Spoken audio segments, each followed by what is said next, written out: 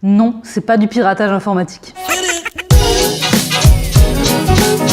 Le growth hacking, ça désigne des techniques marketing qui sont censées impacter très rapidement la croissance de votre chiffre d'affaires. C'est un terme qui est beaucoup utilisé dans les startups qui ont ce besoin de croissance très rapide. Le growth hacking, il intéresse beaucoup les chats.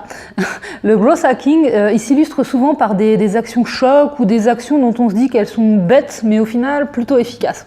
Vous avez par exemple la messagerie, je crois que c'était Hotmail à l'époque, qui avait en fait eu un lancement fulgurant parce que tout simplement en créant son service de messagerie, quand vous envoyez un mail depuis Hotmail, vous aviez forcément une signature en bas qui mettait cet utilisateur a utilisé la messagerie Hotmail avec un petit lien vers hotmail.com. Et c'est tout bête, mais ça a suffi à leur obtenir des milliers d'utilisateurs super rapidement. Et si vous regardez bien ce petit hack avec la signature qui s'affiche automatiquement quand vous envoyez un mail, c'est souvent repris. Vous avez Avast qui l'utilise et qui le met en pied de page de vos mails. Vous avez certains téléphones aussi qui mettent envoyé depuis mon mobile Samsung, je ne sais quoi. Donc c'est devenu un petit peu courant, mais pour autant ça marche plutôt bien. Un autre exemple auquel je pense, c'est celui de Dropbox.